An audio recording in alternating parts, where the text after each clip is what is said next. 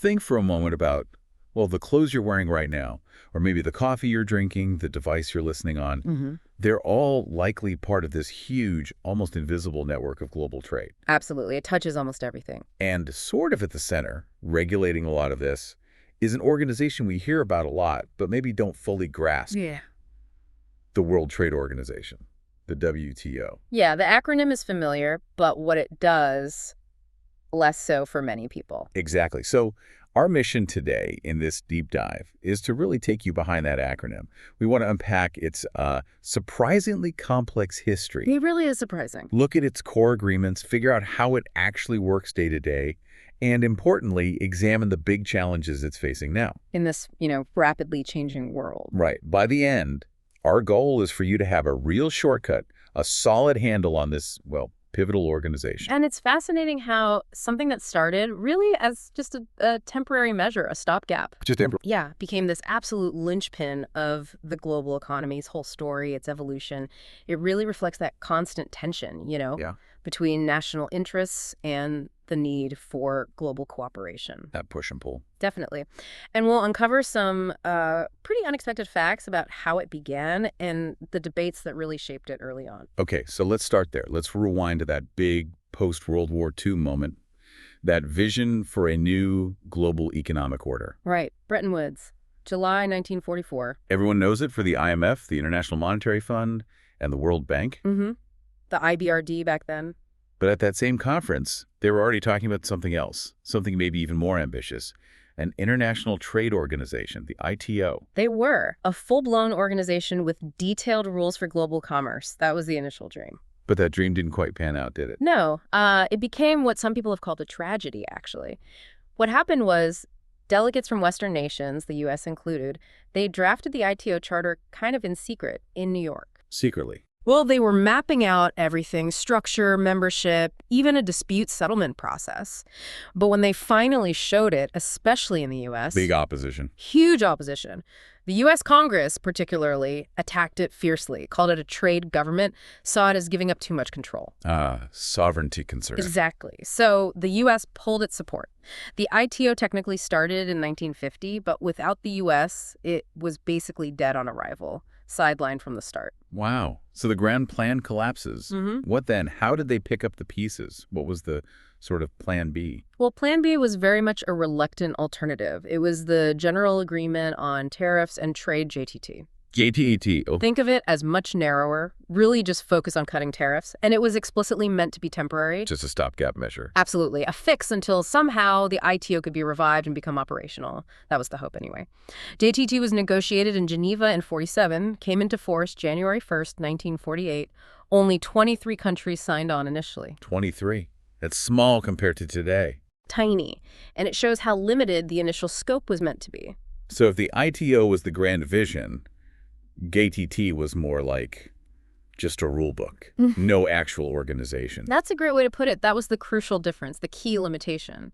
GATT didn't create an institution. Okay. It was just rules for trade. No secretariat, no formal big meetings, and critically, no real power to enforce anything if countries broke the rules. No teeth. No teeth at all.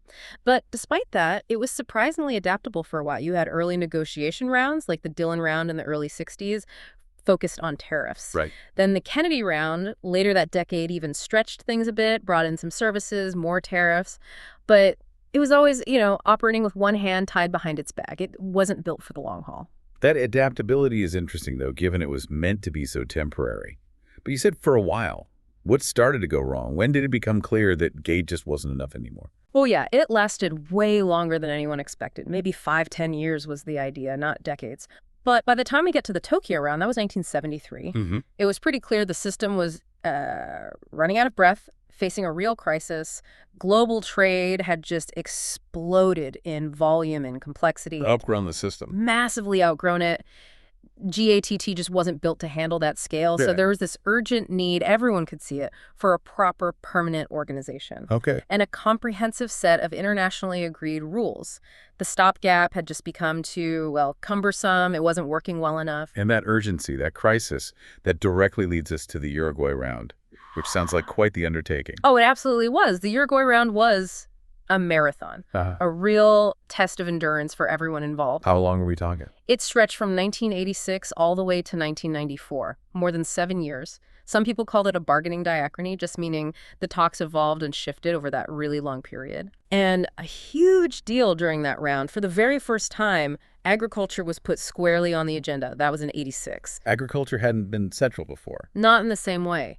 This meant creating totally new rules, new arrangements to bring farming trade into the main system, aiming for liberalization, non-discrimination, like in other sectors. It was a massive negotiation point. Okay, so this massive round, driven by the fact that GATT was struggling, it all builds up to the creation of the WTO itself, right? Through the Marrakesh Agreement. Exactly. The Marrakesh Agreement, signed April 15th, 1994. That was the finish line for the Uruguay round. And it's basically the WTO's founding document. Precisely. You can think of it as almost constitutional. It didn't just set up the WTO's structure and its basic operating principles.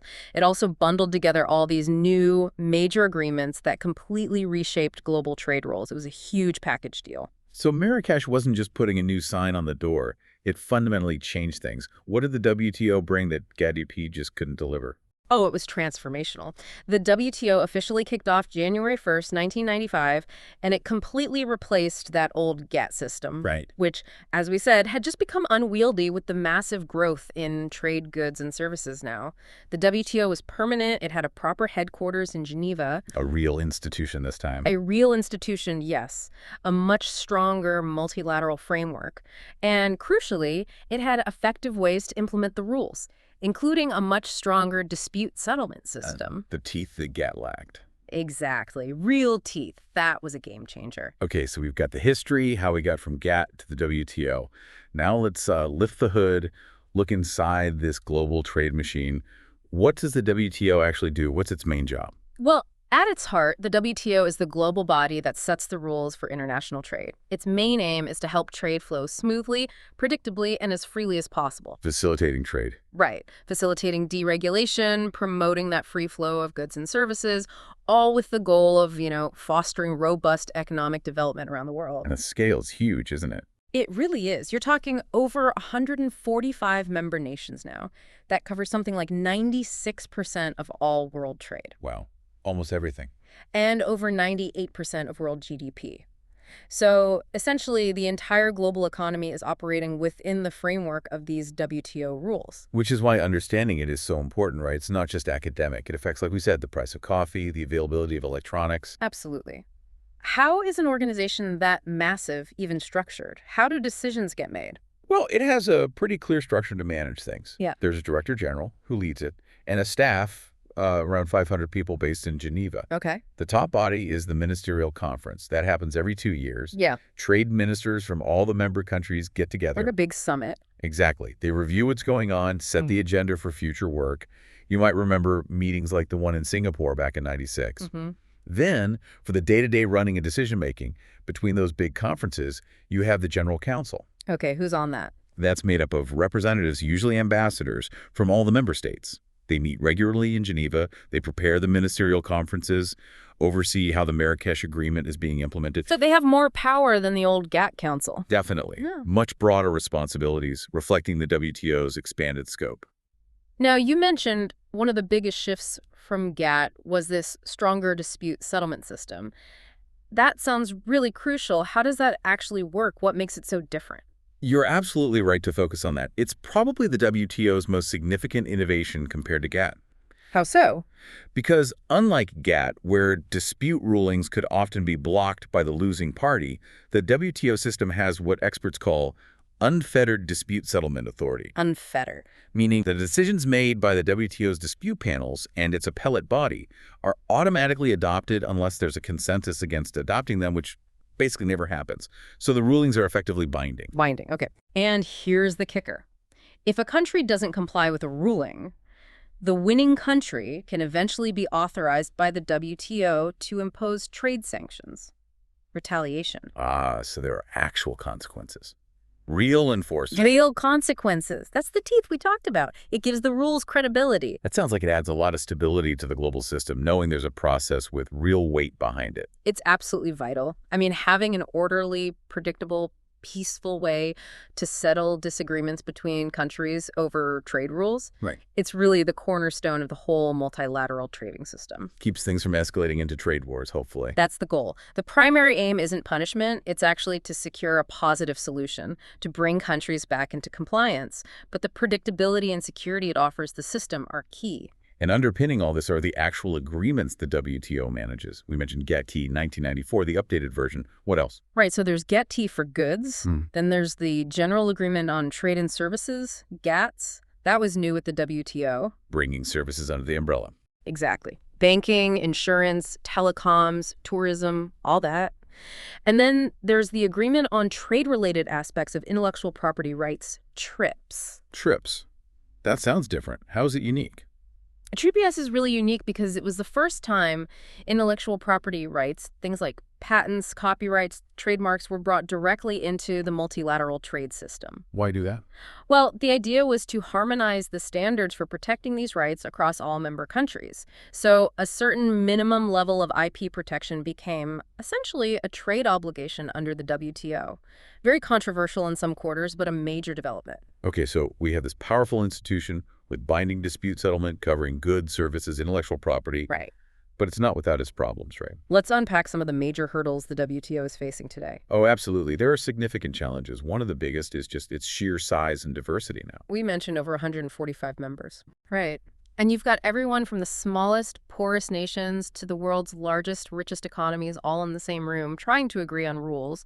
Their interests can be vastly different. That must create tension. Huge tension. There are constant demands, especially from developing countries, for more equity, more fairness in the rules, a bigger voice in the decision-making. They feel the system hasn't always worked for them. And that ties into this wider feeling, doesn't it? This gap between what globalization promised and what it actually delivered for many people. Exactly. For some people, maybe those with secure jobs, comfortable lives, globalization seemed amazing, right? Cheaper goods, instant communication. A definite upside. But for many others, maybe facing job losses from import competition, seeing local industries struggle, or dealing with financial instability, it looked much more threatening. A downside. A serious downside. In some poorer countries, large parts of their economies struggled to compete when markets opened up. People had to move for work, straining families. So for them, globalization sometimes felt less like a boon and more like, well, a pretty savage form of exploitation. That perception gap is real. And drilling down on that, developing countries often raise this issue of special and differential treatment, S&D. What does that actually mean they're asking for? So S&D provisions are basically flexibilities built into WTO agreements. They're supposed to give developing countries maybe longer transition periods to implement rules or allow them certain exemptions, recognizing their development needs. Okay. The demand is for these provisions to be stronger, more effective, more operational, to help create a truly fair and equitable trading system. For example, developing countries that export agricultural goods might push for developed countries to open up their markets more, expand tariff quotas. And has that happened? Progress has often been slow.